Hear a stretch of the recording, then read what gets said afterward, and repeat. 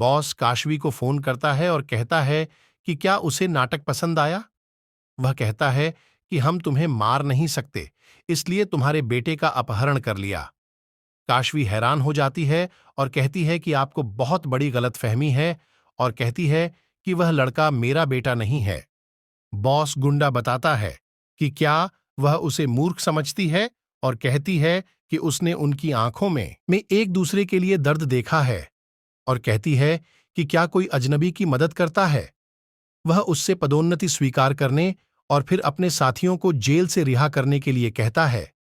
वह कहता है कि यदि तुमने वह नहीं किया जो मैंने कहा था, तो मैं उसे छोटे छोटे टुकड़ों में लौटा दूंगा। काशवी उसे चेतावनी देती है और कहती है कि अगर उसे कुछ हुआ तो मैं तुम्हारे छोटे छोटे टुकड़े कर दूंगी। गुंडा कॉल खत्म कर देता है। काशवी कहती है कि गुंडा करुण को मेरा बेटा क्यों समझ रहा है, और दादी को सरकारी मेस में जाने के लिए कहता है। वह कहती है कि उसे करुण को बचाना है, और चली जाती है। अर्जुन और महिमा पुलिस स्टेशन जाते हैं। अर्जुन सब कुछ बताता है इंस्पेक्टर को। इंस्पेक्टर पूछता है कि क्या उनकी किसी से दुश्मनी है। अर्जुन महिमा की ओर देखता है। इंस्पेक्टर पूछता है कि क्या कोई छोटे लड़के को अकेला छोड़ देता है। महिमा उनसे कहती है कि वह उनकी खामियों के बारे में बात न करें और अपने बेटे की तलाश करें। इंस्पेक्टर का कहना है कि लड़के को ढूंढ लिया जाएगा। अर्जुन महिमा को बाहर ले जाता है और कहता है कि उसे उम्मीद कि करुण को उसकी वजह से परेशानी नहीं होगी।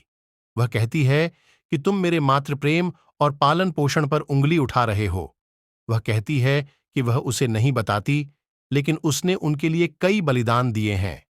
अर्जुन महिमा से पूछता है कि क्या वह उसे बताएगा कि उसे उसकी गलती की क्या कीमत चुकानी पड़ेगी, और उससे बलिदानों के बारे में बात न करने के लिए कहता है। उनका कहना है कि अगर मेरे बेटे को कुछ हुआ तो मैं दुनिया जला दूंगा। महिमा कहती है कि वह मेरा भी बेटा है, और कहती है कि वह मन्नत लेकर रहेगी। अर्जुन का कहना है कि वह अब भी सिर्फ 5 साल का है। महिमा उसे आराम करने के लिए कहती है। काशवी ऑफिस में आती है और अधिकारी से कहती है कि वह इस परियोजना को लेने के लिए तैयार है। अधिकारी का कहना है कि आप इसे न लेने पर अड़े थे। काशवी कहती है कि वह इसे अस्थायी तौर पर ले रही है, और उसे करुण का अपहरण करने वाले गुंडों के बारे में सब कुछ बताती है। अधिकारी का कहना है कि गुंडे हद तक गिर सकते हैं।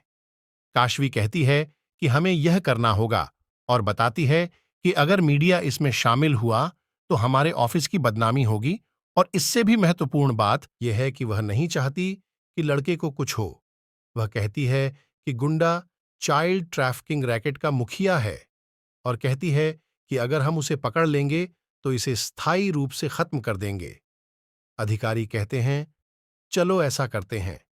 काशवी उससे कहती है कि उन्हें पुलिस को भी शामिल करना होगा, क्योंकि वे करुण के माता पिता को बताएंगे कि करुण सुरक्षित रहे। वह कहती हैं, लेकिन हम 100% पारदर्शिता नहीं रख सकते। अर्जुन इंस्पेक्टर से पूछता है कि क्या कुछ मिला। इंस्पेक्टर हां कहता है और उसे बताता है कि अपहरणकर्ता सिविल विभाग से बात कर रहे हैं, और एक महिला अधिकारी उनके साथ बातचीत कर रही है। अर्जुन पूछते हैं कि मेरे बेटे के अपहरण का संबंध राष्ट्रीय सुरक्षा से क्यों है। इंस्पेक्टर का कहना है कि यह बच्चे के अपहरण का संवेदनशील मामला है, इसलिए इसमें एक महिला अधिकारी शामिल है। अर्जुन कहता है कि वह उससे मिलना चाहता है, और उसे धन्यवाद देता है। इंस्पेक्टर काशवी को बुलाता है, जो उसे उससे मिलने देती है। करुण मूर्ख बनकर अपहरणकर्ताओं के यहां से भागने की कोशिश करता है, लेकिन बॉस उसे पकड़ लेता है और फिर से बांध देता है। काशवी गुंडे के कॉल का इंतजार करती है। गुंडा काशवी को फोन करता है और पूछता है कि क्या उसने अपना प्रमोशन स्वीकार कर लिया है। काशवी हां कहती है। गुंडा कहता है कि आपके पास कैदियों को रिहा करने की शक्ति है, और वह उससे अपने 5 साथियों को रिहा करने के लिए कहता है।